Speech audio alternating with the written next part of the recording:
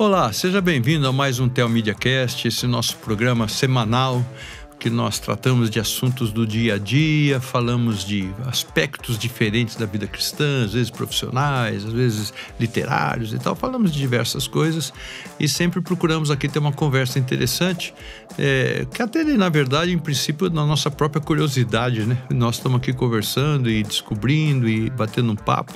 Aliás, todo podcast, na verdade, é isso, né? Mas aqui é o nosso específico, porque nós entendemos que a nossa vida, seja qual for e qualquer aspecto da vida, é sempre para a glória de Deus. Então, essa é a nossa tônica, essa é a base de tudo que nós vamos fazer. Hoje nós estamos recebendo aqui uma irmã que eu já aprendi a respeitar, nós já tivemos conversas passadas, e hoje, só que hoje o assunto é outro, é um assunto grave. É um assunto grave, é um assunto assim que a gente tem que escutar com muita seriedade, cuidado. Você vai saber do que é já, daqui a pouquinho. Aliás, quem está entrando no programa já sabe porque quando abre lá está escrito, né? Mas na verdade, daqui a pouquinho a gente vai saber um pouquinho mais do que isso. E eu, de novo, estou aqui acompanhado do pastor Pablo André. Obrigado pela tua presença. Graças a Deus, estamos meu aí. Co-host. Isso aí. Tá chique esse negócio de co-host. Espera um pouquinho aí, tá bom? A gente tem um intervalozinho, você sabe, vem uma vinheta aí, já nós voltamos.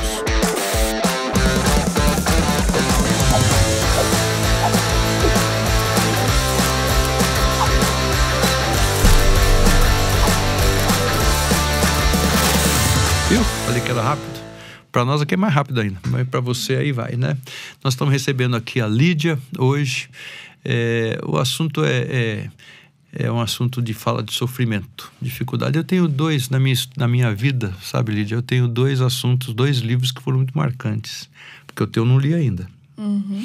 Um era do pastor Caio Fábio, e esse livro tinha por título Tá Doendo. Uhum.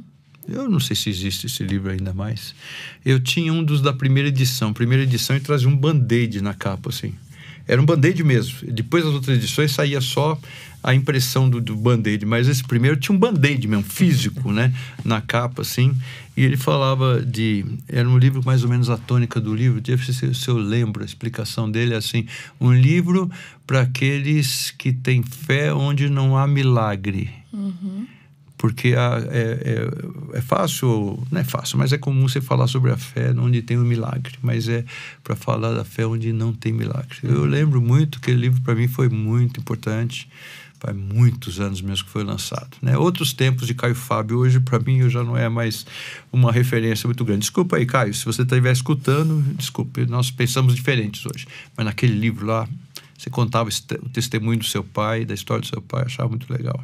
Depois daquele, um outro livro escrito por um escritor francês, americano, muito conhecido, pastor, R.C. Sproul, e o nome do título é Surpreendido pelo Sofrimento.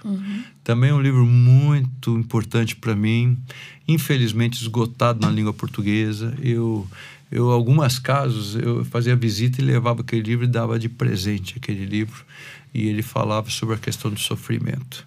E aqui eu estou recebendo você com uma história que eu escutei e que você já falou um pouquinho dela, assim, em off conosco, numa outra ocasião, e que trata da dificuldade num momento muito marcante, muito sofrido na sua vida. Mas eu vou deixar que depois nós vamos conversar um pouquinho. Você pode só explicar um pouquinho mais, falar assim sobre você, quem você é, qual que é os trabalhos que você faz atualmente, e daí nós vamos falar do livro e vamos falar do assunto. Pode ser? Pode ser, sim. É um prazer estar aqui novamente, né? Agora com dois, né? Eu só estava com um aquele dia. É um prazer estar aqui novamente. Eu sou a Lídia Dutra. Eu trabalho, faço um trabalho de diagramação para a editora Cultura Cristã. Também tenho um trabalho voltado junto aos Atletas de Cristo. Isso. Assistente da diretoria.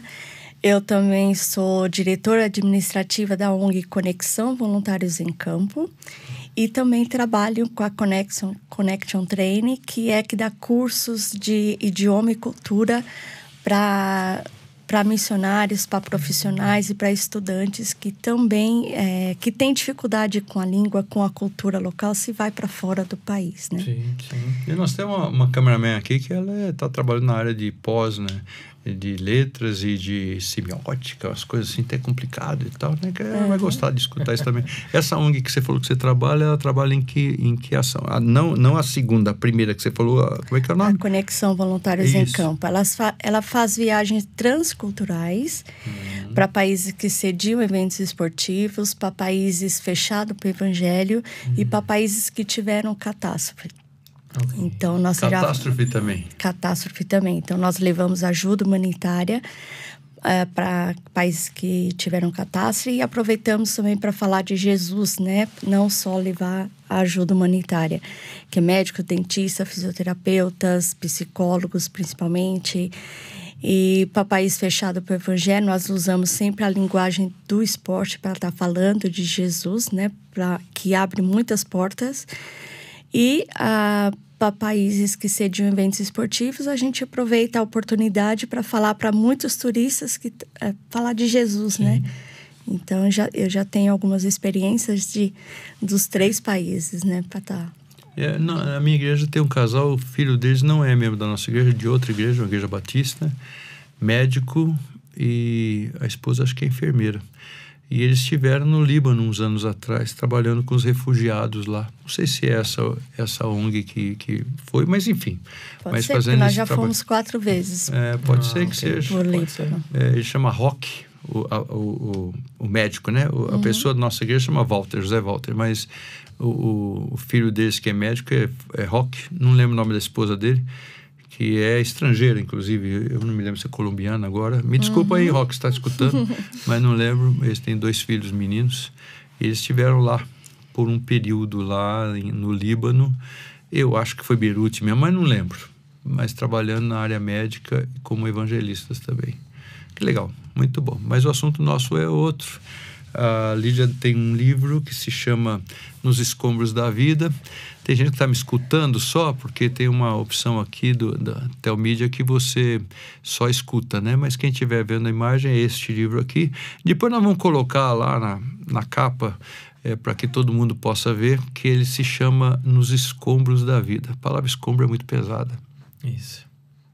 Muito pesada, né? Uma história de perdas, luto e reconstrução. Sim. Vamos começar do começo? Vamos. Conta essa história onde tudo começou. Onde tudo começou foi em 15 de janeiro de 2008. Puxa. Meu marido era pastor da Igreja Presbiteriana em Ribeirão Pires. E como janeiro é mês de férias, né, pastorais, né? Então a gente estava indo passar férias na cidade de Guarapari, Espírito Santo, na casa de um tio, por parte do Ailton. E aí a gente levantou cedo, era uma terça-feira, nós levantamos cedo. E aí seguimos adiante. Aí quando foi por volta de entre 7 e 7h30 da noite, nós estávamos indo ali entre a cidade de Abricampo, Ponte Nova, Munhuaçu. Aí aconteceu um acidente. E aí eu acabei perdendo toda a minha família. O Ailton, a Kátia, que era minha sobrinha, mas morava comigo desde os 13 anos. Na época, ela tinha 18 anos. A Bruninha, de 6 anos e meio, que era minha filha mesmo, biológica. E o Caio, de 9 meses, que era meu filho biológico. Então, a Bruninha, ela até, pelo que, de acordo com o boletim de óbito, ela saiu com vida do local, igual eu, mas no meio do caminho ela veio a falecer. E aí, por causa disso, eu tive que fazer dois inventários por causa disso. Eu não sabia disso, né, mas... E aí foi Tem coisa que parece que ainda ajuda a piorar, né? Tive que fazer 2 inventários. A advogada até ficou meio sem jeito de falar comigo, né, na época. E aí eu quebrei algumas coisinhas, né? Quem veio andando assim, porque eu estava no carro também, quem veio andando assim, não acredita que eu quebrei todas essas coisas, né? Eu corri o risco da tetraplégica, porque eu quebrei a primeira vértebra, eu trinquei a bacia. Eu quebrei a mão direita em 6 lugares. Ué, mas não parece nada. Se você ver aqui, ó, que a mão ficou assim. Aí ela é meio inchada aqui. Entendi. Eu quebrei aqui os 2 antebraços, aqui na articulação do braço esquerdo também. O que eu lembro porque eu não lembro de nada do acidente. Certo. O médico falou que quando o trauma é muito grande, o próprio organismo já faz essa defesa, né? Então, o que eu lembro foi que eu tinha passado a direção para o Ailton, porque eu também estava ajudando a dirigir, porque o Caio queria mamar e eu amamentava ele ainda. E aí, de acordo com os policiais que me atenderam, eu estava no banco de trás, atrás do Ailton, né? Então, e aí eu sei que eu quebrei esse braço aqui, eu descobri quando eu estava escrevendo o meu livro. É mesmo? Que eu quebrei, porque eu não entendia por que eu tinha quebrado a articulação desse braço aqui, né? E o maxilar, eu quebrei o maxilar também, tenho placa aqui, tenho placa no braço direito. Quebrei a clavícula também. E aí, eu não entendia por que eu tinha quebrado o braço aqui e o maxilar, né? E aí, o meu irmão, que ele chegou lá na hora, um dos meus irmãos, porque eu tenho 11, ele disse que eu tava com o Caio no colo. E aí, eu fui proteger, então, por isso que eu quebrei aqui, bati na porta. E a cabecinha dele bateu no meu maxilar. Porque a Bruninha tava do outro lado, e aí tava com a cadeirinha, e aí, com a batida, foi na parte do passageiro, afundou um pouco. Aí a Bruninha veio, arrastou a cadeirinha, pegou no Caio e aí ele subiu. E eu fiquei protegendo ele, assim, né? Eu não quero transformar esse programa em nenhum programa que a gente tem prazer de tratar de coisas, assim, que são muito, muito machucantes para todo mundo e até recordações também. Mas o que nós estamos querendo aqui falar é disso, como que disto, numa situação como essa, que talvez ninguém que esteja escutando tenha passado na sua vida, mas escombro mesmo. Agora você está me falando quase que literalmente pelas suas quebraduras. Você estava toda quebrada. Né? E aí? Como é que foi isso depois? Lá no hospital, não precisa contar detalhe, porque eu acho que não precisamos gastar tempo com isso. Eu acho que é judiação. Isso aqui não é um programa para ficar falando de detalhe, assim, mas teu coração. E o que aconteceu e de onde você tem essa disposição ainda de continuar no trabalho do Senhor? Porque muita gente, diante de situações menores do que essa, fala, porque Deus fez isso comigo. Cadê Deus? Isso é tudo bobagem. Sim. Tem nada a ver. Agora descobri que não existe nada e que certamente você deve ter escutado de alguém. Você ainda acredita nisso? E muito. Ouvi muito. No passado e deve ser ainda no presente de vez em quando. Sim. E é importante falar que eu fiquei 9 dias em coma. Lá em Ponte Nova. Então, para mim, eu não fui viajar. Porque quando eu acordei do coma, a minha família já me transferiu para São Paulo, para ficar mais perto de todos os familiares. E aí, aqui que eu fui fazer mesmo as cirurgias, que eu só fiz as cirurgias do braço e do maxilar. Os outros da coluna e da vértebra. Você viu com a coluna quebrada de lá para São Paulo? Sim. Para fazer aqui as E aí eu não precisei operar porque o osso, como trincou, eu já estava colando.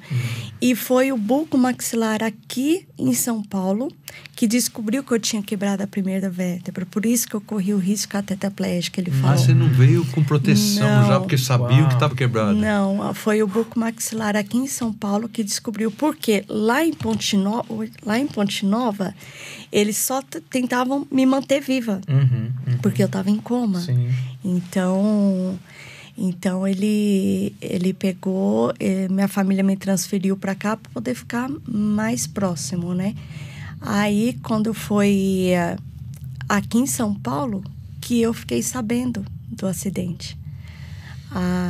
A minha família me contou, não logo quando eu cheguei aqui, que foi dia 25 de janeiro. Você não tinha consciência de nada, que tinha havido falecimento? Você falou que não lembrava nem do acidente? Não, porque a minha família me contou, mas não logo quando eu cheguei aqui. Porque o médico não deixou contar, porque eles queriam ver qual era a minha situação, porque eu estava internada lá em Minas, né? E eles queriam colocar a parte de como estava a minha situação. Só que aí depois, 3 dias depois, a minha família pegou e falou, olha, ela está perguntando muito, a gente precisa contar para a Lídia o que foi que aconteceu. E aí foi meu cunhado, o Luciano, o meu cunhado Evandro e o meu irmão, mais conhecido como Dô. Eles contaram para mim, tinha uma junta médica junto, e contando para mim que eles tinham falecido. E aí o que eu lembro foi assim, que até a única que eu lembro deles contando para mim, e eu falei para eles, eu falei, eu sei que agora eles estão com Deus. Essa era uma certeza que eu tinha e que eu tenho, né? Graças a Deus, né? E aí, depois disso, eu estava tomando muita medicação, e aí eu fiz as cirurgias do braço, do maxilar. E aí, quando foi, eu chamava ainda muito o Ailton, mas era muito engraçado, porque eu chamava o Ailton e eu sabia que ele não estava lá porque ele estava com as crianças, né? E aí, depois que eu fiz a cirurgia do braço, eu comecei a ficar mais acordada. E aí, muita gente vinha me visitar e eu acabava até consolando muitas vezes as pessoas. Porque todo mundo orou por mim, todo mundo orou para que eu vivesse. Teve gente que veio me pedir perdão. E eu não entendi. Eu falei, perdão por quê? Não, porque eu orei para que Deus te levasse, porque eu achava que você não fosse aguentar o baque. As respostas de Deus nem sempre são o que nós pedimos, e é claro que muitas vezes sempre são perfeitas, não tem dúvida, mas são até surpreendentes para nós no sentido contrário da história, né? É verdade. Essa é a coisa tremenda da vida da gente, não é? Então, essa experiência, porque as escrituras falam, eu estava até aqui abrindo enquanto você estava falando, assim, tentando não fazer muito barulho e tal, mas aqui na segunda carta de Paulo aos Coríntios, ele fala que Deus nos consola, Deus de consolação, que nos consola, para que nós consolemos. Em tudo somos atribulados, e para o vosso conforto e salvação, se somos confortados, é também para que também o vosso conforto seja eficaz. Então, mas Deus é muito... Que isso? Deus, para consolar os outros, faz você passar por uma situação dessa? Deus permite que nós passemos por algumas situações bastante absurdas, né, na nossa vida.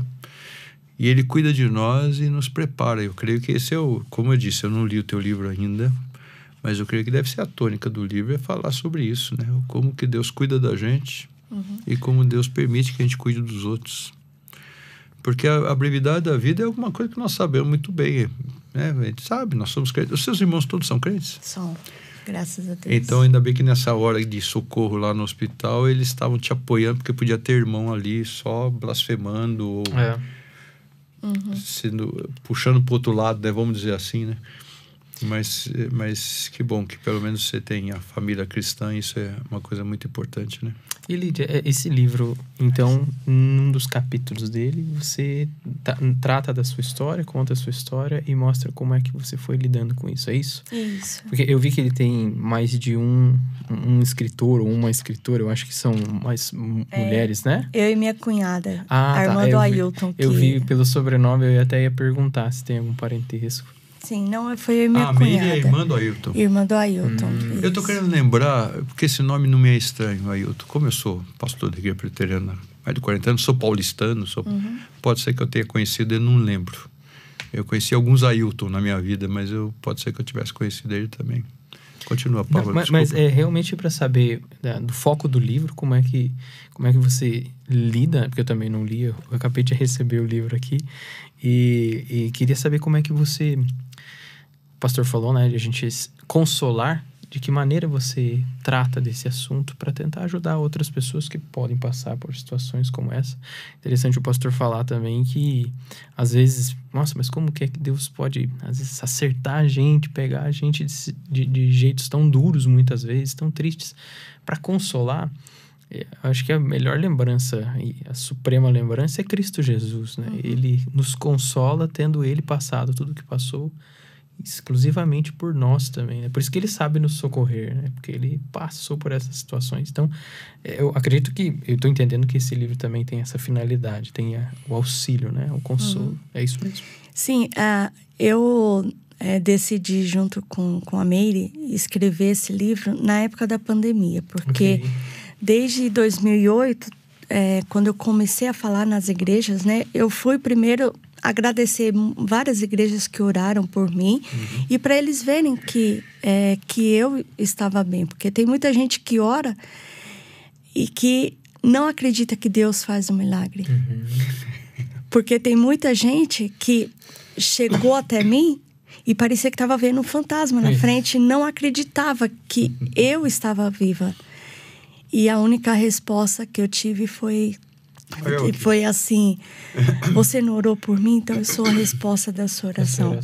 E aí, na pandemia, eu conversei com a Meire e falei assim: Meire, eu acho que está na hora de eu escrever o livro, você me ajuda? Ela falou: não, eu ajudo sim. Então, porque eu não sei escrever, eu sou diagramadora, mas eu não sei escrever assim direito. E ela, como ela gosta muito de escrever, inclusive ela já escreveu até várias lições para a cultura cristã, para adolescente. Então, ela gosta de escrever. E aí, nós decidimos escrever o livro, então, na pandemia. E aí, ela pegou e escreveu um pouco da parte como foi para a família. Primeiro, para todo mundo conhecer um pouco quem era o Ailton, né? E aí depois como foi para a família, tanto para a família do Ailton como para a minha família, como foi passar também por o luto. E depois eu conto como foi a minha recuperação. Eu achei que na época era o momento certo para poder estar falando para todo mundo que estava perdendo pessoas na pandemia, dizendo que eu também perdi muitas pessoas, 4 pessoas da minha família, e, no entanto, eu estou viva. E eu mostro simplesmente que se não fosse Deus na minha vida, eu não estaria aqui. Então, eu queria mostrar para as pessoas o quanto a minha família foi importante na minha recuperação, o quanto a minha fé no meu Deus foi importante na minha recuperação, e também a gratidão, porque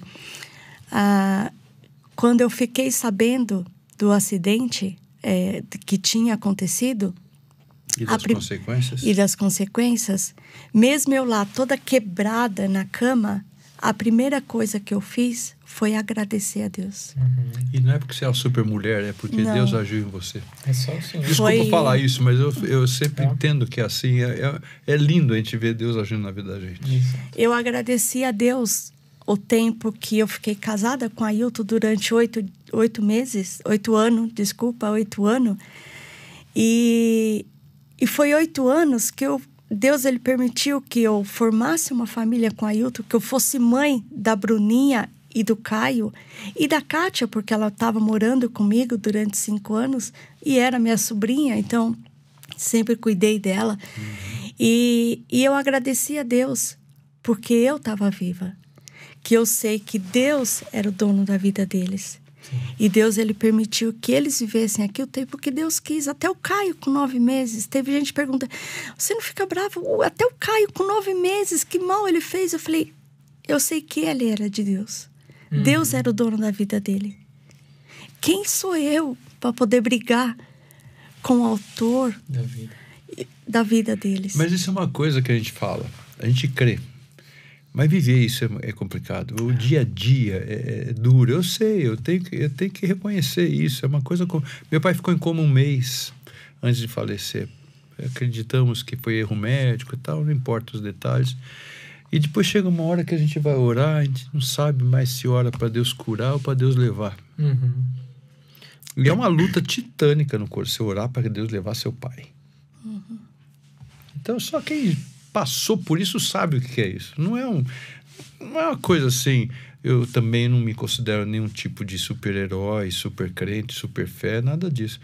A gente percebe porque a gente sabe da nossa pequenez, nossa fraqueza. Então, a gente percebe a graça de Deus. Então, aí a gente se torna mais agradecido, porque como é que o Senhor está fazendo isso na minha vida, né? E nós todos sabemos que nós estamos caminhando para a presença do Senhor. Sim. Isso. Todos nós. Hoje, amanhã, daqui a 5 minutos ou daqui a 50 anos, não interessa. Nós todos estamos caminhando para a presença do Senhor. E quando chegarmos lá, vai ser muito bom, porque Ele providenciou a garantia da nossa salvação. Eu amo o versículo de Hebreus que fala que a esperança é a âncora da alma. Então, nós temos isso claro na nossa vida. Mas é difícil. É difícil, claro que é difícil. É complicado. Talvez alguém esteja nos escutando agora chorando porque está passando por uma situação parecida. Ou passou, né? Porque é isso. Nós vivemos num mundo que sofre todas as consequências do pecado. Quem que é o culpado do acidente? Não é o caso aqui. Não estamos tratando desse assunto, não importa. E não quero nem saber. Na verdade, não é isso. Mas nós vivemos debaixo da condenação do pecado, das consequências. A dor, o frio, o calor, né? Enfim, todas as coisas, mas Deus colocou para nós um alvo, por causa que Paulo fala que morrer é lucro, mas não é fácil, na hora que nós estamos ali passando por algo assim, né? É complicado. Os filhos, nós falamos, filho não é meu, é de Deus. Eu declaro isso no batismo, declaro quando eu vou batizar alguém, eu peço para os pais reconhecerem isso, eu afirmo isso como pastor ministrando o batismo. Nós sabemos tudo isso, está tudo lá. Tá, mas está doendo. Está doendo, né? Então, esse sentimento é alguma coisa que só pode vir de um outro nível, que não tem aqui equiparação para tratar disso, né? Eu imagino que de vez em quando doa ainda, né? Doa no sentido de saudade ou de qualquer coisa assim, não de revolta, mas imagino isso. E a gente precisa aprender com isso e olhar e ver o que Deus faz, né? Sim. Na nossa vida. Sim. E essa questão de... Eu vi que você trabalha com evangelização também, com algumas ajudas. Para essas questões também nasceram do desejo de auxiliar e servir nesse caso também. Porque, querendo ou não, é claro que isso não é a chancela daquilo que a gente conta. Nossas experiências não é chancela, não é chancela de nada, né? Mas acaba ajudando também, porque, como o pastor disse, há situações que a gente viveu e outras pessoas nunca vão viver.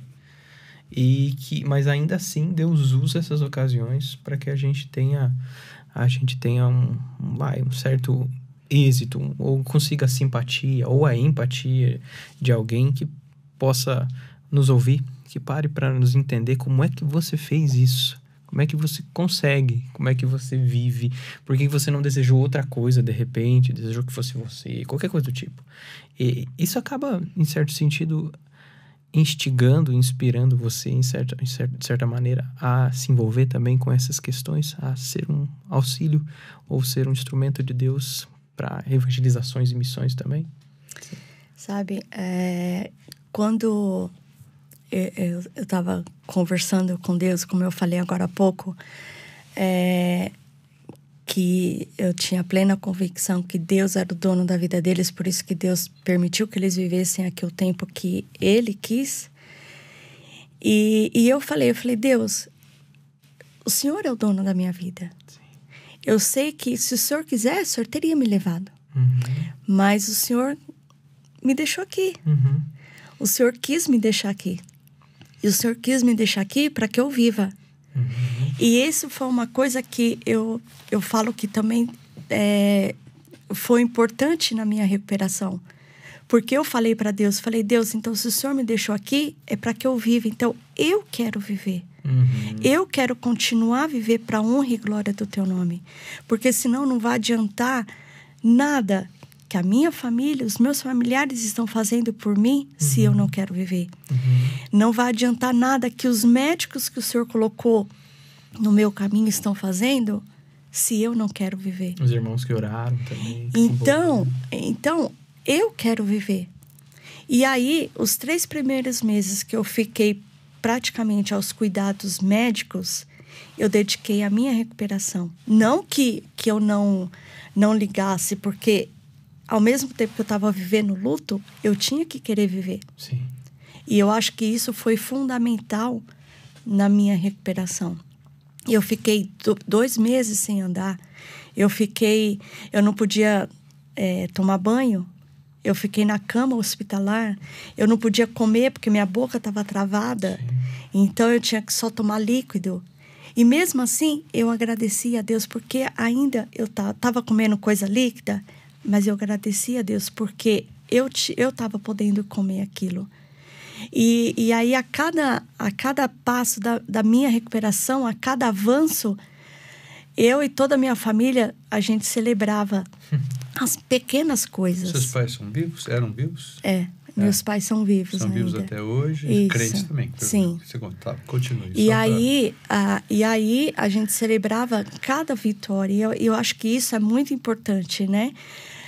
Eu estava tendo problema, mas ao mesmo tempo eu trouxe mais a gratidão a cada segundo que passava. Uhum. E eu falo que a cada segundo que passa, eu aprendo a lidar com a saudade e com a falta que eu sinto deles. Você estava me falando que... Perguntou agora há pouco que tem dias que é complicado. Tem dias que é complicado. Eu sou humano. Não tem como eu sou humana. Mas, ao mesmo tempo, eu sinto Deus consolando e confortando meu coração a cada segundo. A cada momento. E aí, eu falei para Deus, eu quero continuar a viver para a honra e glória do Teu nome. Então, eu fiquei 1 ano fazendo fisioterapia. Tá. Aí, em 2010... aconteceu aquela enchente lá em São Luís do Paraitinga, não sei. E aí eu fui com o Mackenzie voluntário fazer o serviço lá, ajudar lá a cidade. Foi a primeira vez que eu fui. Mas a minha vida inteira, até antes de solteira, mesmo depois de casada, eu sempre procurei ajudar muitas pessoas. Depois ainda que o Ailton era pastor, então eu ajudava mais ainda. Então, a minha família toda sempre foi muito envolvida em querer ajudar as pessoas, né? E aí, eu comecei, depois do acidente, lá em São Luís do Paraitinga. Em 2011, eu comecei a fazer essas viagens junto com o pastor Marcos Grava, com a Conexão Voluntários em Campo. Uhum. E aí, todo mundo fala assim, mas você pode? Eu ainda estava meio debilitada, porque eu tive que aprender a andar, tive que aprender a falar, tive que aprender a comer, tive que aprender tudo, e principalmente viver sem eles, né? E a minha família e Deus sempre do meu lado. E eu falei para Deus, Deus, não tem como eu deixar de ajudar as pessoas, eu sempre fiz isso. Por que agora eu vou deixar? Então, não, eu vou continuar. Eu não quis continuar a viver, então eu vou continuar a viver e continuar a fazer o que eu sempre fiz, né? E agora, depois do acidente, fortaleceu mais ainda. Com certeza. Porque tem muita gente que fica sabendo da história e aí fala, aconteceu isso com você? Não pode ser, porque eu tô andando, tô trabalhando, e todo mundo fala assim... Isso. Como assim? E aí, quando eles ficam sabendo que aconteceu isso, ninguém acreditou. A primeira vez que eu falei em público do acidente, eu fui em várias igrejas, mas eu não falava lá na frente, eu só ia lá... eu falava com o pastor, que agradecia, muitas pessoas me conheciam. A primeira vez que eu falei em público foi lá em Israel. É mesmo? Foi lá em Israel, em 2011, na viagem que o pastor Marcos Grava, ele ficou sabendo mais ou menos do que tinha acontecido, porque era a primeira viagem que eu tinha fazia com ele, né? Junto com o pastor Mírio, com a Mazé, minha amiga. Você se envolveu, conheceu o Grava por causa do Atleta de Cristo? Ou não? Não, foi através do pastor Miro, que ele é capelão. que ele conhecia o Marcos Grave, ficou sabendo, o pastor Marcos Grave ficou sabendo dessa viagem, falou, não, vamos. Aí a Mazé, vamos, Lídia. Eu falei, Mazé, eu acho que eu não vou não, porque eu ainda estou meio debilitada. Ela falou, não, vamos comigo para eu não ir sozinha. Eu falei, então vamos, né? Aí eu fui, a partir disso eu já estou até hoje trabalhando com ele. E aí eu comecei a falar em público mesmo do acidente, que eu sou tímida, tá? Lá em Israel, ele chegou para mim e perguntou se eu podia dar o meu testemunho, porque ele via que tinha muita gente ali que poderia ouvir, que precisava ouvir. Pessoas do grupo mesmo que foi viajar. Aí eu fui e falei, então ele falou assim, pense e me fala. Aí eu fui, pensei, aí eu falei assim, cheguei um dia de trabalho bem cansativa, e ia ter o culto que a gente sempre faz, né? E eu falei assim, olha, eu posso falar agora. Aí ele falou, não, mas tem certeza? Você tá bem mesmo? Eu falei, tô. Aí eu fui e falei, aí não tem como eu não falar para as pessoas do milagre que Deus tem feito na minha vida. Não é que Deus fez, Ele tem feito a cada dia. Porque a cada dia eu aprendo, Ele me ensina a lidar com a saudade e com a falta que eu sinto dele. Exato. Só para quem está escutando no rádio, eu falei do texto, mas não dei informações, né? Tem gente que está escutando que talvez não conheça nem as escrituras, né? Então, a segunda carta de Paulo aos Coríntios, capítulo 1, o versículo 3 e 4, eu citei uma parte do 6, 3 e 4. Bendito seja o Deus e Pai de nosso Senhor Jesus Cristo, o Pai de misericórdias e Deus de toda consolação. É Ele que nos conforta em toda a nossa tribulação, para podermos consolar os que estiverem em qualquer angústia, com a consolação que nós mesmos somos contemplados por Deus. Escutei isso aqui dos lábios de um pastor cuja esposa tinha tido uma gravidez, e aí o neném, perdeu o neném, e aí foram fazer a tal da curetagem e tal, e aí um erro médico lá, fizeram uma cicatriz no útero dela, então ela nunca mais conseguiu ficar grávida. Não colava o óvulo lá, não tinha jeito. Então ela nunca pôde ter filho natural. Eles tiveram 2 filhos adotivos. É um grande amigo meu até os dias de hoje. A esposa dele já é falecida e um dos filhos também. O homem, né? Um casal, o rapaz Paulinho já é falecido. E ele contou que um dia o pastor auxiliar dele, a esposa, teve um aborto e quem a consolou mais foi a dona Diná, porque ela já tinha passado por toda aquela tristeza e eu lembro que esse meu amigo falou, tá lá em Coríntios. Claro que o texto eu já conhecia, mas é isso, né? A gente não entende algumas coisas que Deus permite que a gente passe. Mas para os nossos filhos, e falar em filhos, eu vejo aqui uma bênção muito grande. O que os seus pais ensinaram para vocês. É claro que é o Espírito Santo, é Deus que trabalha na tua vida, não tenho dúvida nenhuma disso. Mas essa não é a força, essa cabeça sua e tudo, claro que é muito por aquilo que seus pais fizeram. Então, de certa maneira, o seu testemunho honra teus pais também. Isso, para mim, é muito claro. Certo? É muito claro. Não que seja pais perfeitos, não existe pai perfeito, ninguém é perfeito. Eu não sou pai perfeito. Mas a gente sabe que é Deus abençoando tudo na vida, né? Coisas que não dá para explicar, né? Não dá, porque aos olhos humanos é como Cristo na cruz. Para muitos ele é um fracassado, né? Ele veio, pregou, não foi amado, não foi acolhido e ainda foi morto. É um fracassado o ministério de Cristo, né? Para alguns. Para alguns. Mas nós sabemos que não é nada disso, né? A gente não entende os caminhos de Deus a ponto de Jesus fala que a minha alma está angustiada até a morte. Jesus declara isso no Getsemane. Como é complicado entender isso se não olhar pelo lado de um Deus maravilhoso que está fazendo uma obra maior e que aquele é um ponto da obra importante de ser realizada. Deus usa a gente, né? Como usa você, com esse livro, com as suas palavras, com o seu testemunho. Eu sei que Deus faz, por mais que haja alguma dor, alguma dificuldade no momento de fazer algo, né? Que é bem complicado, mas eu sinto Deus me confortando e consolando meu coração. E eu falo que a minha comunhão com meu Deus foi fundamental, porque se não fosse Deus na minha vida, eu não sei o que seria de mim. Como eu faço diagramação de livros, né, para editora, e às vezes quando tem índice remissivo, eu procuro fazer mais à noite, porque aí não tá tocando telefone, não tá no celular, nem nada, porque aí dá para se concentrar melhor. Então, aí, um dia, logo no começo, isso, eu estava trabalhando com a editora, porque o Ailton trabalhava, então eu dei continuidade ao trabalho dele. Então, ele pronto. fazia também. Agora eu já estou começando a lembrar. Ele fazia também a diagramação de livros para a editora.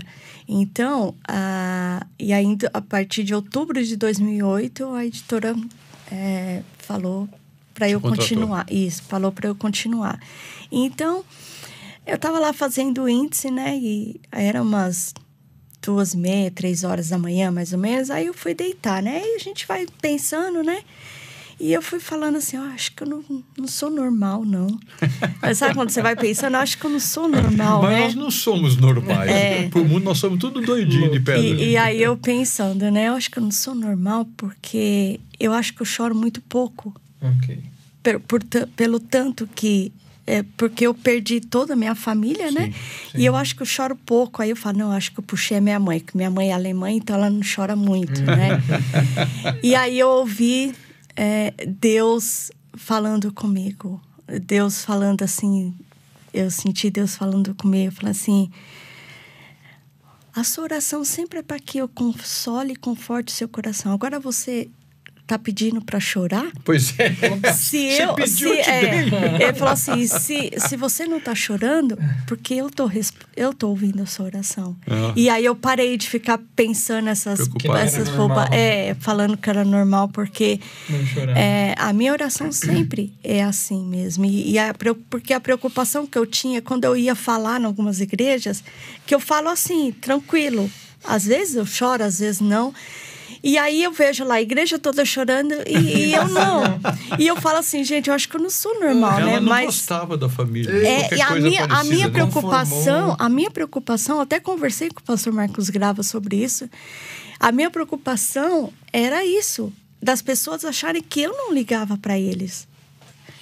E só você sabe como você ligava. Só eu sei o quanto que eu lido. E eu sei que se eu não choro, é porque Deus, ele tem respondido as minhas orações. Ele tem cuidado de cada detalhe. Então, eu digo que cada um tem uma história de vida.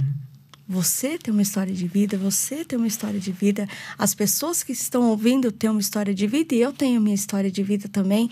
E Deus, ele tem usado essa história trágica para estar abençoando muitas vidas. Isso. E muitas vezes você tem uma história de vida que pode abençoar também outras pessoas. Sim. E muitas vezes o que a gente fica fazendo? De boca fechada. Boca fechada ou só chorando. De boca fechada e chorando. Então, por isso que eu falei para Deus, eu falei para Deus, a minha oração no começo foi para que Deus continuasse me usando, me consolando e confortando. Okay. E Deus, ele tem usado essa história triste, trágica da minha vida para poder estar abençoando muitas pessoas que estão à beira do suicídio, muitas pessoas que estão em depressão profunda, que falam assim, não, você vem falar comigo e fala assim, não, mas o que você fez? Eu falo assim, e eu mostro para ela que é Deus. A minha comunhão com meu Deus me fortaleceu muito isso.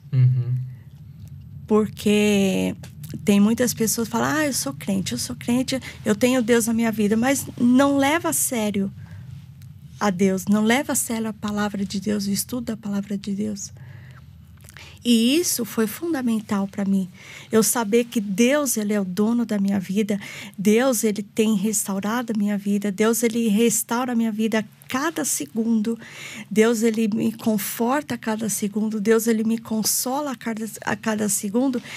E isso é o que tem me fortalecido até hoje. Tem um texto em Hebreus capítulo 4, que ele fala que nós temos um sumo sacerdote, né, que pode se compadecer de nós devemos nos achegar com confiança diante do trono da graça. E eu gosto de uma expressão ali no final que diz, para que nós encontremos graça e misericórdia para a ocasião oportuna. Eu gosto sempre de lembrar as pessoas com quem eu converso com esse texto, é que hoje você pode não estar passando por uma situação difícil. Pode ser que venha uma situação difícil, muito difícil, amanhã, daqui 2 anos, não sei.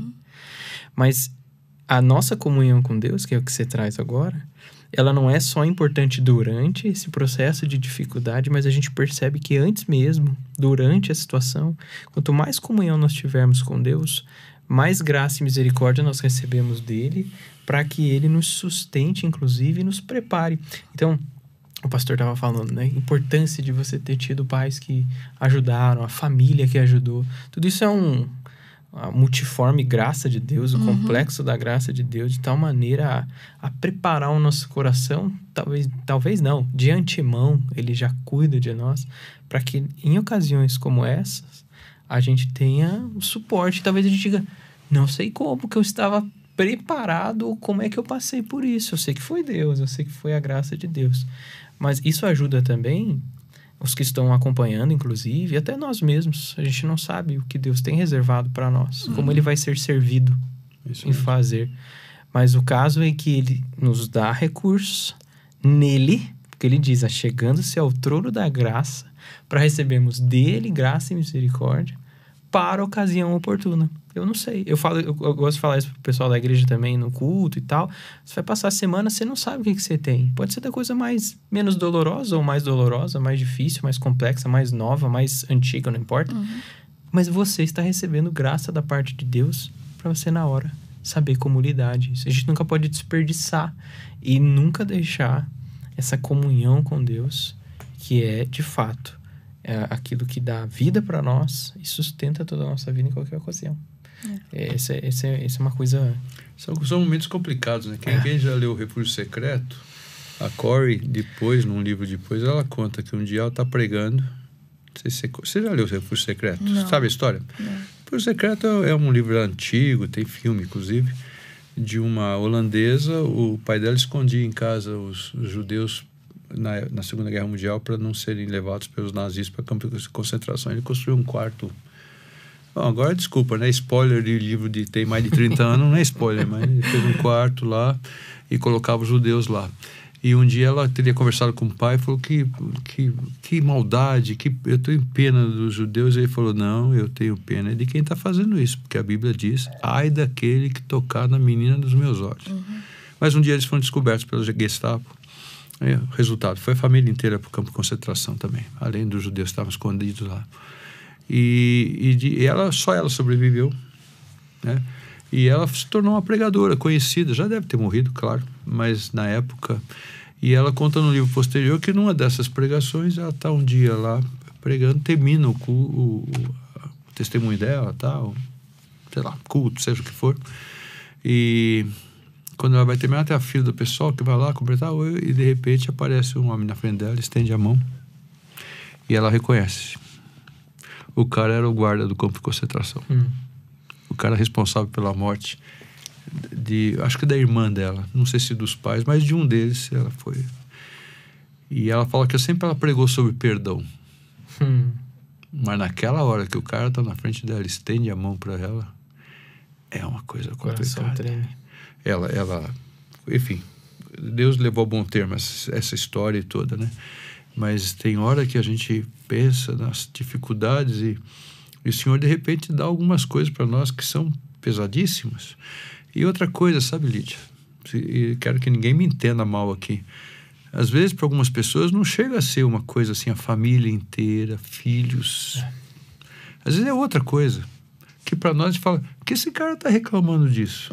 Mas para ele, no contexto dele, aquilo é uma coisa que ele quer morrer, porque aquilo, né? Então, eu entendo assim que a gente tem que ter algum respeito por pessoas. Assim, você fala, você está reclamando do quê? Porque você deu uma topada agora e está com o dedão doendo, você está reclamando, blasfemando e tudo. Claro que é bom essas pessoas saberem que tem coisas muito piores. Mas, na verdade, a gente tem que orar muito, porque a nossa vida é tão pequenininha, né? Tão, sim, você está falando de um outro trabalho que, se Deus permitir, você vai poder fazer, de ir lá nas Olimpíadas, acompanhar o pessoal, dar o testemunho de Cristo e saber que lá, sendo um país criado nas bases do cristianismo, você não vai ter liberdade de pregar o evangelho como vocês fariam aqui, uma reunião, um pessoal tocando um violão em público e tal, não vai poder fazer isso. Mas são coisas assim que Deus vai dando oportunidade para nós enquanto Ele quiser, porque vai chegar o dia que nós vamos encontrar com todo mundo. Porque isso é uma convicção que eu tenho no meu coração. Eu não tenho um texto bíblico claríssimo sobre isso, não tenho, mas eu entendo que nós vamos conhecer. Como é que vai ser? Minha mãe vai estar com cabelo branquinho, o seu filho vai ser um bebezinho. Não é problema meu. Isso é um problema de recurso humano lá do céu, é um problema dele lá, o que vai fazer, o que vai ser. Mas eu tenho tanta convicção que a gente vai encontrar com os nossos queridos e Deus vai nos dar a bênção de reconhecer. Os discípulos no caminho de Emaús não reconheceram Jesus. Então, fisicamente, não era aquele Jesus. Mas eles, quando Jesus conversou com eles, partiu o pão, então, de algum jeito, essa consolo eu tenho no meu coração. E uma vez uma pessoa falou para mim, eu não acredito nisso, não, você não pode, porque senão eu vou amar mais minha mãe do que não sei quem. Então, eu falei, eu não sei disso. Então, ele estava ficando bravo comigo. Eu falei, não. Vamos fazer o seguinte, eu acredito que a gente vai reconhecer. Se a gente não vai reconhecer, no céu você me procura. Eu estou em vantagem. Você me procura para cobrar, só que você não vai me achar. Agora, se eu tiver certo, eu vou falar, tá vendo? Eu não te falei que a gente ia reconhecer. Aí ele ficou tão bravo que eu estava brincando achando que ele estava só mesma, exagerando. Não, ele estava bravo, meio ofendido. Eu parei o assunto, porque não é para brigar por causa disso também. Mas eu tenho essa coisa no meu coração, que um dia nós vamos estar todos juntos outra vez. Para a eternidade, né? Sim. O céu se torna mais desejável. Não resolve tudo, mas é alguma coisa que somente pela fé, né? Só. Você não pode explicar isso para as pessoas, você não pode dar uma colherada disso para as pessoas. Toma uma colherada disso aí. Não tem jeito, isso é Deus colocando no coração, né? O que eu sempre falo para pessoas, principalmente que estão passando pelo luto, né? Que vêm conversar comigo e falam, o que você fez, né? Eu falo que eu fiz, não, o que eu faço até hoje.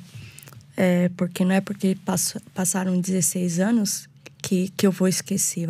Pode passar 100 anos que eu não vou esquecer da família linda, maravilhosa que Deus me deu. Então, eu tenho vivido um dia de cada vez. Então, não se preocupando com amanhã. Claro, a gente tem alguns projetos, mas assim, eu tenho vivido um dia de cada vez. E a pessoa que está passando pelo luto, eu falo, vive um dia de cada vez. Não adianta você ficar pensando no que vai acontecer no futuro, sendo que não aconteceu ainda. Então, vive hoje. E agradeça porque você está vivendo hoje. Não viva pensando só no passado, porque senão aí vem a depressão, aí fica ruim. E eu, graças a Deus, até hoje, uma coisa que eu não falei, eu não precisei passar por psicólogo, não precisei passar por psiquiatra, eu não precisei tomar remédio. Foi só Deus. Eu sempre falo, não é porque eu não acredito, porque eu perguntei para minha família, enquanto eu estava na cama ainda, que se eles vissem que eu estava precisando de ajuda, que era para falar comigo, porque eu ia procurar. Porque eu sei que Deus deu dom para essas pessoas para poder estar ajudando. E graças a Deus até hoje, é Deus que tem mesmo me sustentado, me fortalecido e conduzindo a minha caminhada até hoje. Então, eu tenho aprendido a viver a cada dia, um dia de cada vez. E não se preocupando com amanhã, lembrando deles com muita alegria. Que beleza. Com muita alegria, porque eles viveram aqui o tempo que Deus permitiu que eles vivessem, porque eu creio nisso.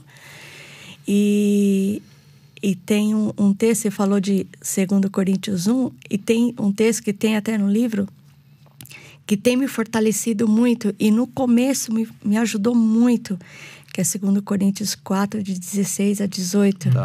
Porque a nossa leve e momentânea tribulação produz para nós eterno peso de glória acima de toda comparação. Alguém vai falar assim, como leve e momentânea.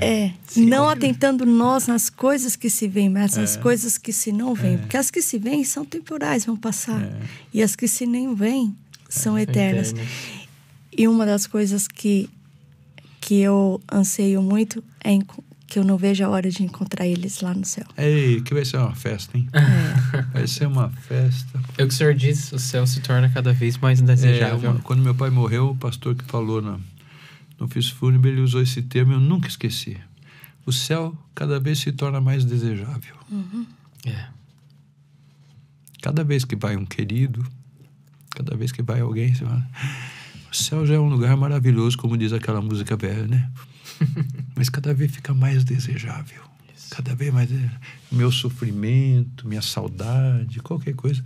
Mas o céu cada vez se torna mais querido, né? Tem um hino velho que também fala assim, eu tenho do céu saudade. Eu sempre canto isso, eu falo, como eu tenho saudade num lugar que eu não fui? Mas a verdade é assim, é que o céu tá lá. E o Senhor preparando para nós. Lídia, que delícia. Que bênção a tua presença aqui. Você que está nos escutando, a Lídia também falou num programa da Tati e Elas. Eu estou falando, falou, porque eu sei, pela misericórdia de Deus, que essa entrevista vai estar no ar. Provavelmente antes desse programa aqui, porque é ao vivo. Vai ser Mas dia 6. Qualquer coisa você procura na internet lá, assim, Tati e Elas, procura o nome da Lídia Dutra e você vai então poder... escutar alguma coisa mais do que ela vai falar, que eu não sei ainda, mas que vai ter lá para aproveitar, não é? Mas muito obrigado por você ter vindo. De nada. Eu estou emocionado porque eu sou um Jeremias na vida, né? Então, eu acho que a gente precisa ser eu sou diferente de você, eu não sou filho de alemão, não. Eu sou o contrário. As recordações me emocionam, as histórias me emocionam. Mas não é desespero, nada, é o jeito de cada um tem de ser. Mas, muito obrigado por ter vindo. Muito obrigado. Meu Deus te abençoe e continue te abençoando. Amém. Pablo, legal. Obrigado. Graças a Deus. Pensa de Deus. Você que nos assiste, então lembra, né? Porque isso é um prazer estarmos aqui. Nós estamos aí nesses meios de mídias sociais. Você pode nos achar aí no Facebook, você pode nos achar. Era Twitter. Tem um desenho ali que tá Twitter. Precisa tirar o passarinho, matar o passarinho por um X, que agora é um X, né? Mas enfim, tem ali alguma coisa para lembrar. E nós temos programas aqui de rádio, nós temos filmes aí no aplicativo. Põe o aplicativo da Telmídia aí. Nos acompanhe, se for possível, nos ajude nesse ministério. Você tem como assinar a versão paga aí, que tem algumas coisas a mais e que ajuda o sustento do nosso ministério. Eu já falei, Tati e Elas também está lá. Você vai achar tudo isso. Muito obrigado por você estar conosco. Deus te abençoe e até a próxima.